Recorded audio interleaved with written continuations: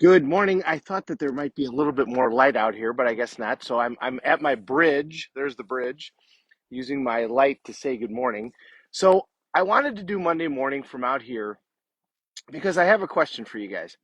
We're heading into February here in Northern Illinois, so it's dark and it's cold and we haven't seen the sunshine here in, I don't know, days. I can't even tell you the last time the sun was out. It was out yesterday for about 4 minutes and everybody got excited. So, what decides how we feel? Is it the weather that decides how we feel? Is it money that decides how we feel? Is it our spouse that decides how we feel? Is it how our children are doing that decides how we feel? You know, and for a lot of people, is it the stock market? Does that decide how we feel or how you feel? For a lot of people, you would say yes to many of those things. And in particular, like if you live up in the north up here, the weather, people talk about, well, we start to get depressed because of the weather. And there is a biological component to that. If you're not getting a decent amount of sunshine, that you lose vitamin D. But the reality is none of those things actually decide how you feel. We decide how we feel. We've been talking for a week about the fact that where focus goes, energy flows, and about the triad, the three things that make up how we feel about anything at any given time. The base of the triad is your physiology. Triad is just a triangle.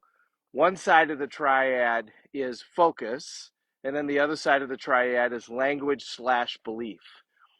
As Monday morning starts, I want us to remember that all of those things that we think decide how we feel in reality don't decide how we feel. We decide how we feel. Can you overpower all of those things? Absolutely.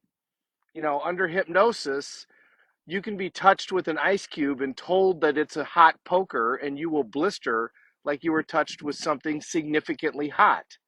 Your mind will overpower all of that. And the triad is what decides that. And remember, state management is everything.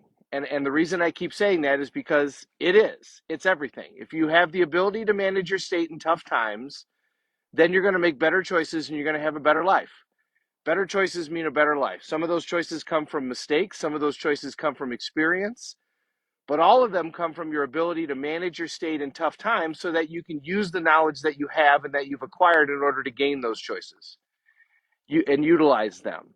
You can accelerate that by reading, by learning from others, from using role models in order to get there quicker. But at the end of the day, there's two types of pains: the pain of discipline and the pain of regret.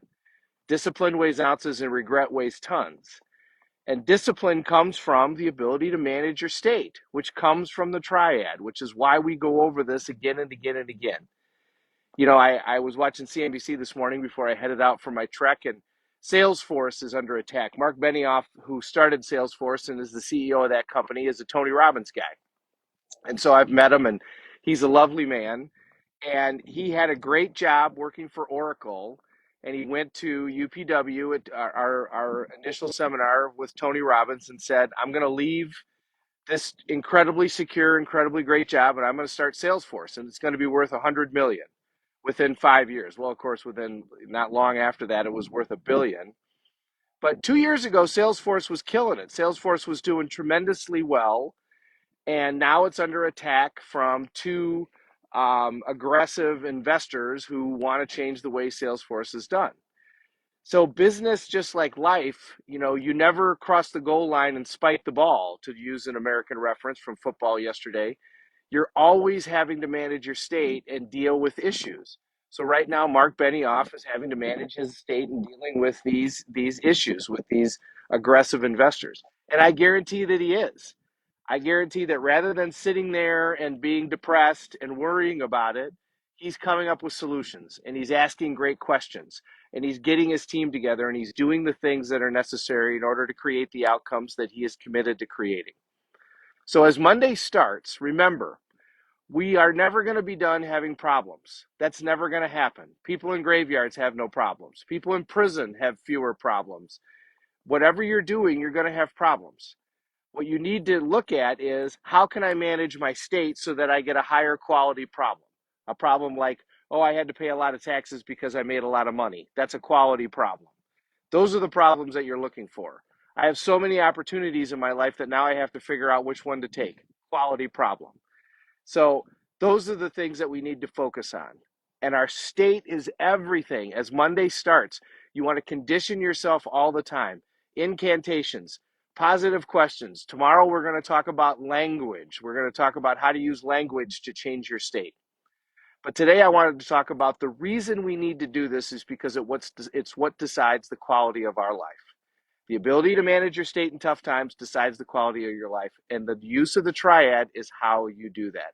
That's what's going to take you to the next level and the next level and the next level. It's going to decide how you feel about everything. I'm going to say hi to everybody, which means I got to get rid of my light.